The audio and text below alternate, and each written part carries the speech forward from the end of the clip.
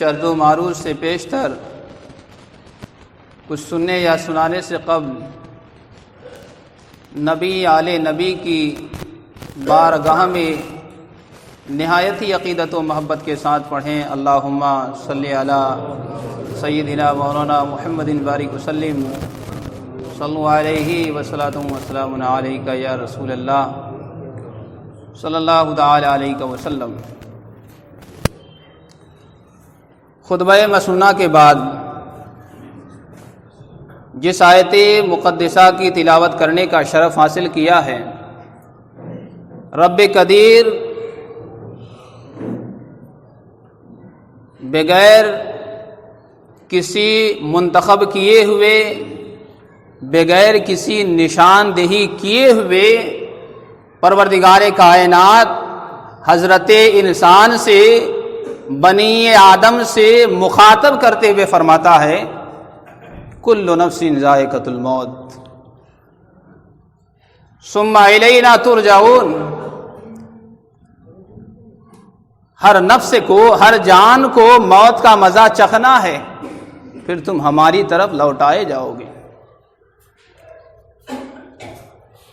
چاہے بچہ ہو یا بچی ہو، جوان ہو، نوجوان ہو، بوڑھا ہو، یا جس طرح کی بھی ضعیف العمر ہو، ہر کسی کو اس دنیا سے الوداع کہتے ہوئے جانا ہے۔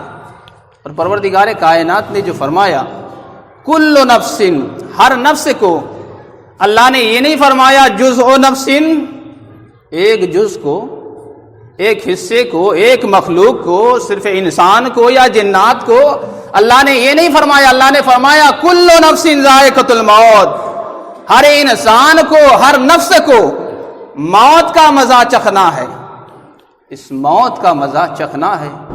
اللہ نے فرمایا کل، فرمایا، بعض نہیں فرمایا کہ کچھ نفس کو، کچھ جان کو موت کا مزہ چکھنا ہے۔ اللہ نے فرمایا ہر نفس کو، ہر جان کو موت کا مزہ چکھنا ہے۔ جو 18,000 مخلوقات ہے، جس کے اندر اللہ نے جان دی ہے، ہر کسی کو موت کا مزہ چکھنا ہے، ہر نفس کو موت سے چکھنا ہے۔ پھر اللہ نے فرمایا ثم الینا ترجعون، پھر تم ہماری طرف لوٹائے جاؤ گے۔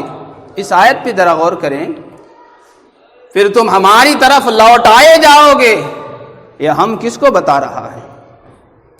ہم اس وقت ہوتا ہے جب دو چار ہو جائے، یا جو زیادتی کو بتائے، کثرت کو بتائے، تب ہم ہوتا ہے۔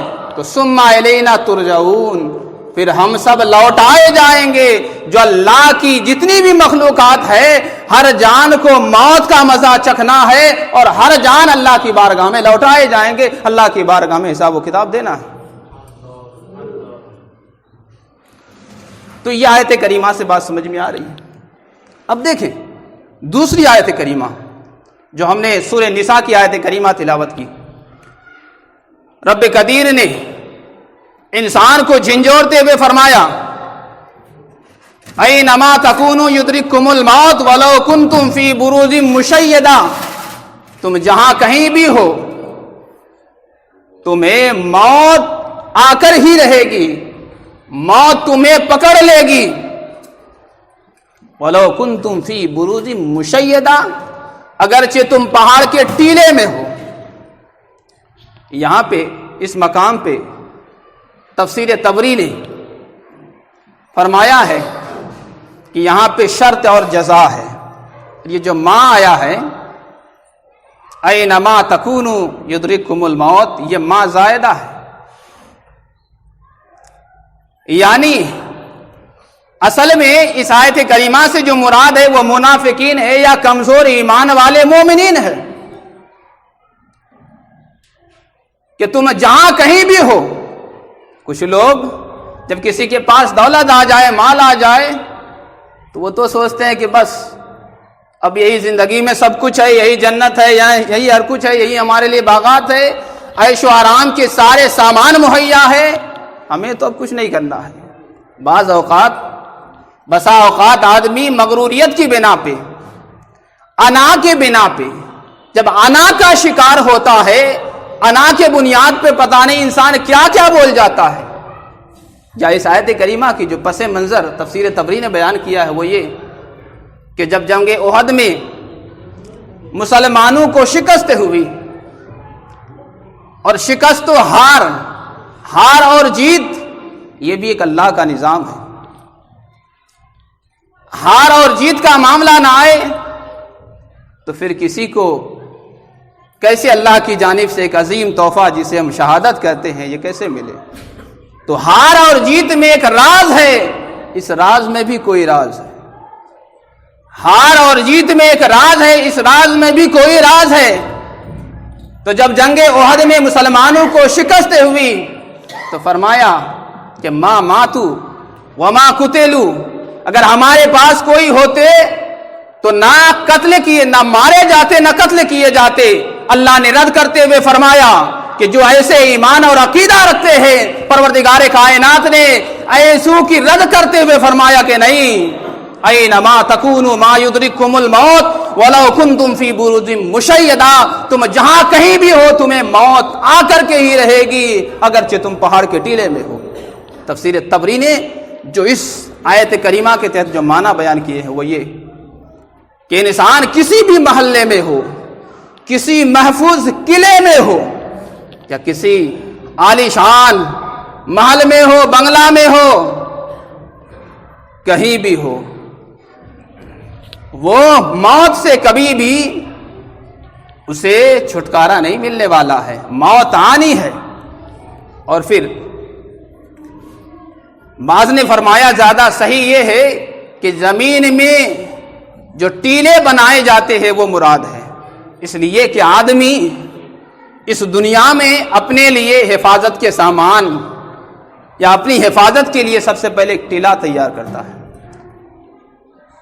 اور جب ٹیلے پہ جاتا ہے تو آدمی سوچتا ہے کہ اب موت آنی نہیں ہے، سوچتا نہیں ہے، لیکن عملی اعتبار سے بندہ اس قدر غافل ہوتا ہے کہ موت کو بھلا بیٹھتا ہے، رات کے اندھیری میں ہو یا کہیں بھی ہو، یا کسی بنگلے میں ہو، کسی محل میں ہو، عمارت میں ہو، کہیں بھی ہو جاؤ، تاج محل میں ہو، برج خلیفہ میں ہو، یہ یاد رکھو موت تمہیں آ کر رہے گی، موت تمہیں آنی ہے تو آنی ہے، موت سے تمہیں گلے لگانی ہے تو لگانی ہے، اللہ کا وعدہ ہے، موت کسی کو نہیں چھوڑا ہے، نہ انبیاء کو چھوڑا ہے، نہ اولیاء کو چھوڑا ہے، اللہ کا وعدہ ہے، وہ وعدہ پورا ہو کر کے ہی رہنا ہے۔ لاکھ تم دعوے کرو کچھ نہیں ہونے والا۔ یا بسا اوقات اگر آدمی میں اس طرح کے حالات پیش آ جائے، جیسا کہ ابھی ہم نے بتایا کہ اگر یہ ہوتے تو ویسا ہوتا، ایسا کچھ نہیں ہوتا، سب مولا کا نظام ہے، مولا کے نظام سے ہوتا، تو ہمیں اس کی فکر کرنے کی ضرورت نہیں ہے۔ تو جہاں کہیں بھی ہو، آج کاروبار کے عروج کے بنیاد پہ جتنے بھی مال بنا لو، بلڈنگیں بنا لو، فور ویلر لے لو، بائک لے لو، عالی شان جو کچھ بھی، ماربل لگا لو، سنگ مرمر لگا لو، جو لگا لو، ایک نہ ایک دن اس رب کی بارگاہ میں جا کر کے موجود ہونا ہے، اور جب اندھیری کوٹھری میں ڈال دیے جائیں گے پھر بنگلہ اور محل سمجھ میں آئے گا۔ یہ محل اور بنگلہ کیا ہے؟ آج بنگلہ کی یاد نے، محل کی یاد نے تمہیں موت کی یاد سے اس قدر بھلایا ہے کہ ہر چیز کو تو نے فراموش کر دیا ہے۔ اور پروردگار کائنات نے ایک دوسرے مقام پہ فرمایا، اللہ نے فرمایا وجاءت سکرۃ الموت بالحق ذالک ما کنت منہ تحیدا، فرمایا کہ موت کی سختی تمہیں آ کر کے ہی رہے گی، یہی وہ موت ہے جس سے تو بھاگا کرتا تھا، یہی وہ موت ہے جس سے تو جان چھڑایا کرتا تھا، لیکن موت تمہیں آ کر کی رہنی ہے۔ اس سے پہلے آیت کریمہ میں جو بات بیان کی گئی ہے وہ یہ کہ انسان کی موت ہوگی، پھر اللہ زندہ فرمائے گا، اللہ کے حکم سے آدمی زندہ کیے جائیں گے۔ اس آیت کریمہ میں اللہ نے یہ فرمایا کہ تمہیں موت کے وقت سختی ہوگی، یا موت کے عالم میں یقیناً تمہارے ساتھ سختی آئے گی، اس سختی کو جھیلنے کے لیے تیار رہو۔ یہی وہ سختی ہے جس سے تو بھاگا کرتا تھا. یعنی جب آدمی مرتا ہے، جب آدمی مرنے والا مرتا ہے، اس دنیا کو چھوڑ کے جاتا ہے، تو کیا معاملہ آتا ہے؟ سب سے پہلی گھڑی آتی ہے قبر کی گھڑی. اسی قبر کی گھڑی کے ساتھ قیامت کی گھڑی ہے. آپ مشکات وغیرہ کی احادیث میں اٹھا کے دیکھ لیں. اگر آج انسان کا عمل اچھا ہے تو سمجھ جاؤ یقیناً، اس سے پہلے بھی ہم نے بارہا اس چیز کے بارے میں بیان کیا ہے کہ اگر عمل عمدہ ہے، عمل صالح کے ساتھ بندہ اس دنیا سے جاتا ہے، عمل صالح کے ساتھ اس دنیا سے اپنے آپ کو رخصتی کر رہا ہے، عمل صالح کے ساتھ دنیا کو الوداع کہتے ہوئے قبر کی منزل طے کر رہا ہے، تو سن لو یہ قبر جنت کی باغوں میں سے ایک باغ ہے.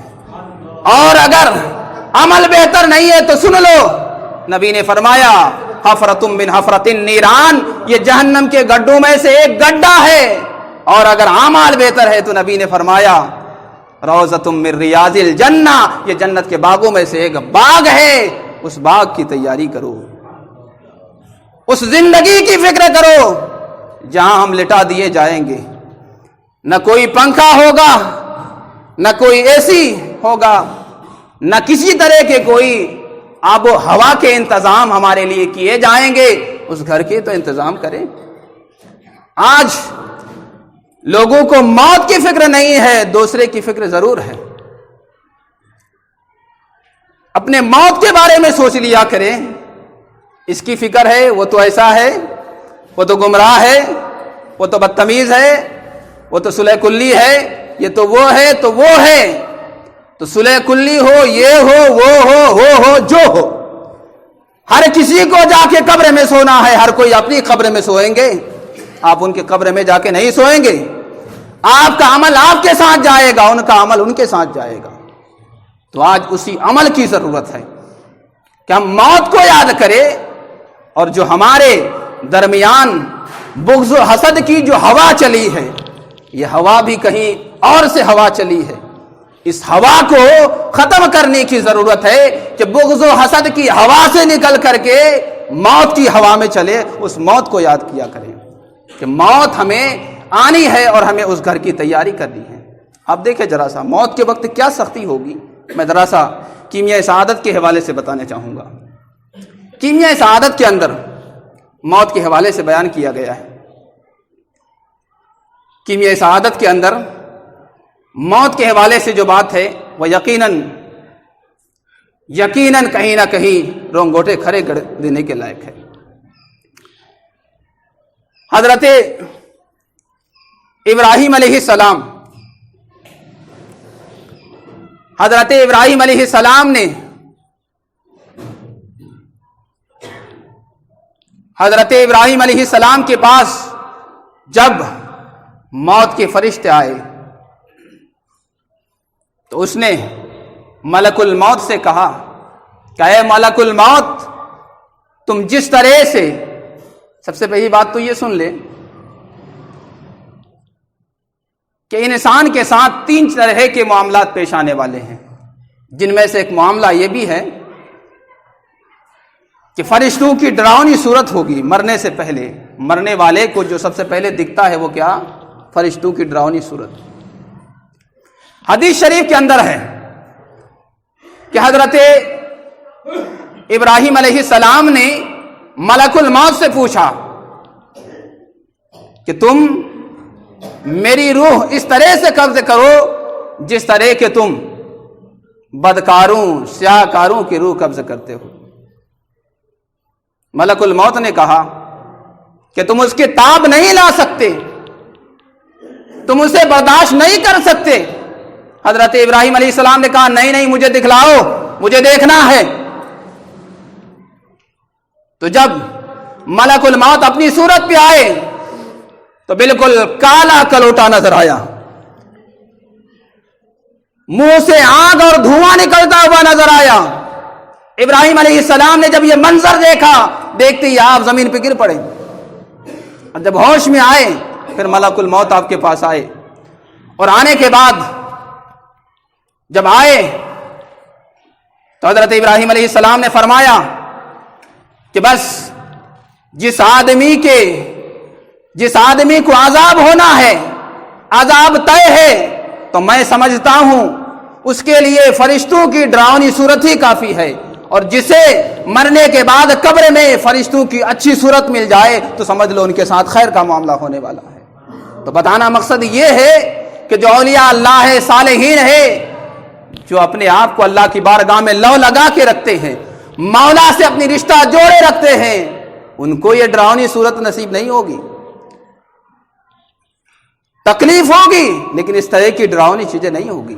تکلیف تو ہونا ہے، جب نبی کو تکلیف ہوئی ہے، حضرت عائشہ فرماتی ہے، اسی کیمیہ سعادت کے اندر ہے، کہ اگر کوئی یہ سمجھے کہ موت آسانی کے ساتھ جائے یا سختی کے ساتھ جائے، یا موت کی آسانی، روح اگر آسانی کے ساتھ قبض کیے جائے اور اسے سمجھے کہ نیک ہونے کی دلیل ہے، تو ایسا کچھ نہیں۔ نبی کریم صلی اللہ علیہ وسلم کی جب روح قبض کی جا رہی تھی، جتنی تکلیف نبی کو ہوئی ہے کسی اور کو نہیں۔ تو روح کے معاملے میں اب اللہ کا کیا نظام ہے؟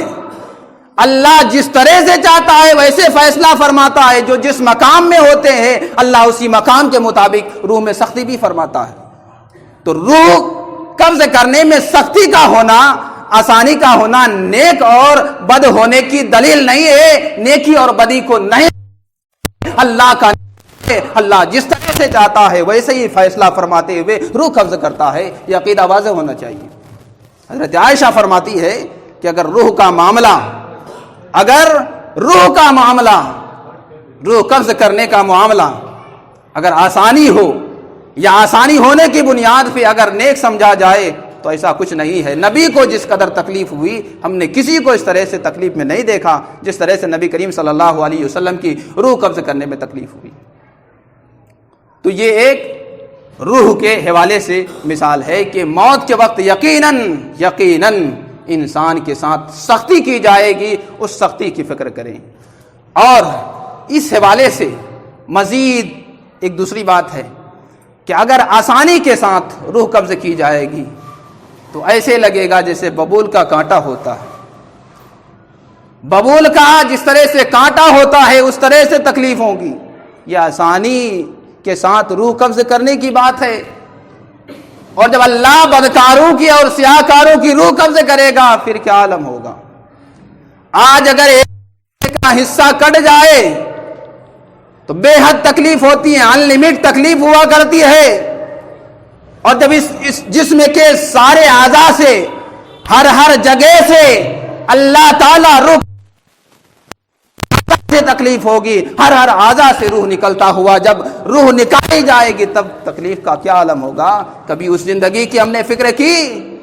صرف غیبت، چگلی، امام کی برائی، مؤذن کی برائی، ایک دوسرے میں علماء کی برائی میں لگ گئے، قبر کی یاد کو بھلا دیے، مولا کی محبت کے لیے ہمیں کیا قربانی دینی ہے اس قربانی کو بھول گئے، عوام تک ہمیں کیا پہنچانا ہے وہ بھول گئے، بس صرف زہریلے بیان دے کر کے لوگوں کو زہریلے ماحول میں پلا دیے۔ کیا یہی دین کی خدمت ہے؟ اسی دین کی ضرورت ہے؟ ہمیں ایسے دینوں کی ضرورت نہیں ہے، نہ قرآن نہ رسول اللہ کی تعلیمات۔ اس طرح کی چیزیں ہمیں عوام کے درمیان تقسیم کرنے کا کوئی بھی حق نہیں دیتا ہے۔ ہم تو نائب رسول ہے، نائب رسول کے کام یہ ہے قرآن و حدیث کی تعلیمات کو اور رسول اللہ صلی اللہ علیہ وسلم کی لائی ہوئی شریعت کو لوگوں کے درمیان بتائے۔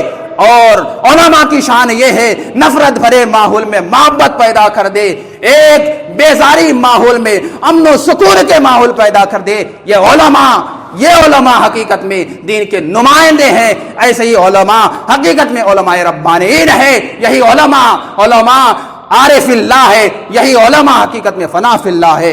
آج ایسے علماء کی ضرورت ہے، اور یہ ضرورت ہے کہ ہمارے دلوں میں سب سے زیادہ موت کے یاد بسے، موت کو یاد کرے، موت کو جو ہم نے بھلا دیا ہے، جس بنیاد پہ ہم ایک دوسرے کی غیبت کرتے ہیں، ایک دوسرے کی چگلی کرتے ہیں، ایک بھائی دوسرے بھائی کے پیچھے پڑے رہتے ہیں، ایک باپ بیٹے کے پیچھے پڑے رہتے ہیں، تو ضرورت ہے کہ ہم موت کو یاد کریں، ضرورت ہے کہ ہم عمل صالح میں قدم کو بڑھائیں، ضروری ہے کہ ہم اس قبر کی منزل کو یاد کرتے ہوئے عمل صالح میں لگ جائے، نبی کی تعلیمات کو فالو کرے۔